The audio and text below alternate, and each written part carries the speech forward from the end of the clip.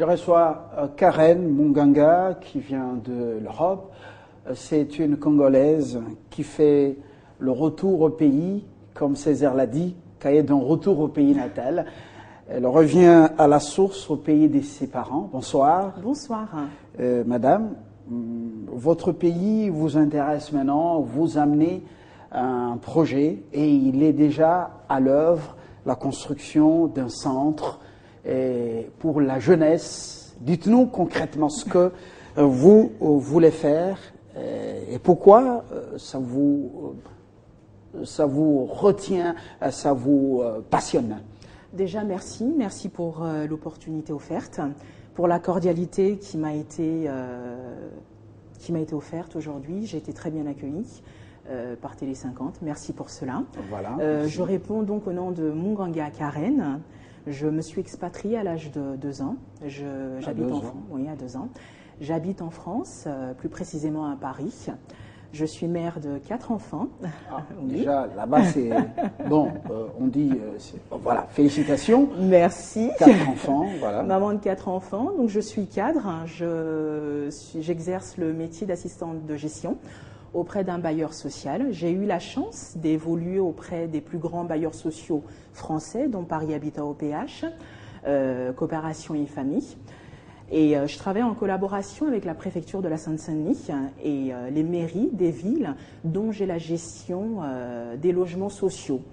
Et dernièrement, donc, nous avons construit des centres socio-éducatifs pour accueillir des enfants les plus démunis, les enfants de la rue. Toujours en France. Toujours en France. C'est un parcours qui vous inspire quelque chose au pays. Exactement. Donc, suite à ce parcours-là, suite à toute l'expérience que j'ai pu acquérir, contracter, enregistrer, donc j'ai eu l'idée d'investir, de créer un centre social éducatif dans notre beau pays, la République démocratique du Congo. Et voilà, ça sera exactement où Kinshasa est en train de prendre des dimensions incommensurables. Bien sûr. Le centre d'affaires exige une chirurgie urbanistique sans précédent et c'est l'Est qui nous attire beaucoup plus vers le Bandundu.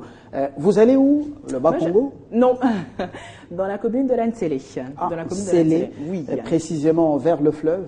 À côté du fleuve, non loin du cimetière Nécropole. C'est un endroit que j'ai eu à visiter l'année dernière lors d'un voyage touristique en RDC. Et c'est vrai que je suis tombée amoureuse de cet endroit, j'ai trouvé vraiment merveilleux.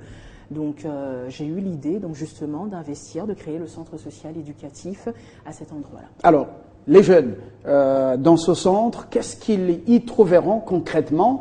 Sédentaires ou ils passent pour un moment?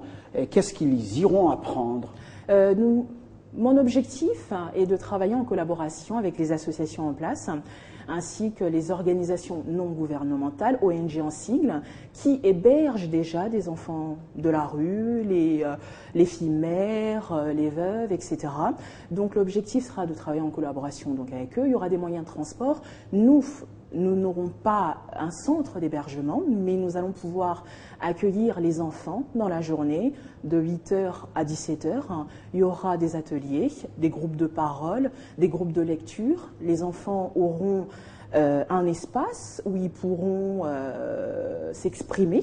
Nous allons partager des idées ensemble. Il y aura des ateliers coiffure, mécanique pour les garçons, des ateliers couture. Donc c'est vraiment pour permettre donc c'est un aux enfants centre qui sera équipé. Exactement, oui, effectivement. Comme d'autres centres. Bien sûr, comme d'autres. Exactement, oui. Alors qui est derrière vous? À qui on dit Nani Jokambayo? Ah bon, Pour l'instant, personne. Pour l'instant, Munganga Karen avance toute seule. Pour l'instant, oui, j'avance toute seule parce que c'est un projet qui me tient à cœur. C'est un projet que j'ai eu à mettre en place durant plusieurs années et maintenant ça prend forme. C'est vrai que pour l'instant j'ai mon mari, mon époux qui me soutient fortement, donc et on avance. On n'a pas encore de contrat de partenariat, mais je pense que c'est quelque chose qui arrivera très prochainement. Et au pays, vous n'avez besoin de personne, vous n'avez besoin de rien. Vous êtes autosuffisante? Non, je ne pense pas. Je pense qu'on a toujours besoin des gens. Je ne pense pas qu'avec un seul doigt, on est en mesure de se laver le visage. On a besoin d'une main entière. Et moi, j'aurais besoin justement d'être soutenue dans ce projet parce que c'est un projet très important. Vous avez besoin de quoi concrètement? Aujourd'hui, on aura besoin de financement, on a besoin d'avancer, on a besoin de conseils, on a besoin de tout le monde, de partager, de développer des idées, voyez.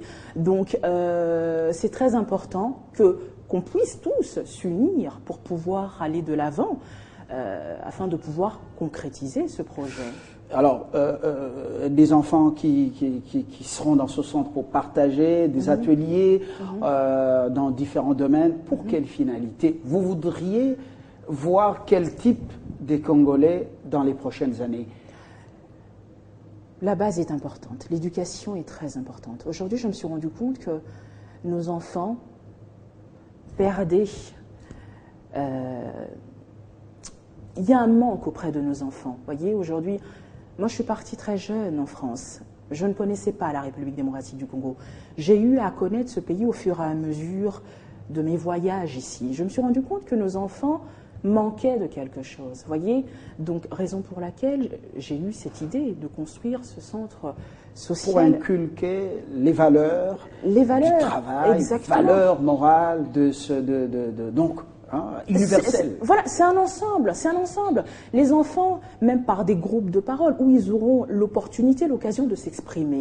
Il y aura des groupes de lecture, où les enfants auront l'occasion d'apprendre à lire, parce que je me rends compte que les enfants, il y a certains enfants qui ne savent même pas lire, et ça c'est quelque chose qui me désole. Donc ce centre sera là pour tout le monde, même pour les filles mères qui ont perdu l'espoir, parce qu'en se disant qu'ils ont eu des enfants très jeunes, donc ils ont perdu de l'espoir. Donc ça sera aussi pour redonner du courage, pour dire à ces filles, rien n'est terminé, il y a de l'espoir pour eux. Donc c'est un centre qui pourra accueillir tout le monde, les veuves, tout âge confondu, ça sera vraiment... C'est jeune, c'est jusqu'à 99 ans. Nous sommes tous des enfants. Je suis maman de 4 enfants, mais je reste un enfant, je reste la fille de ma mère.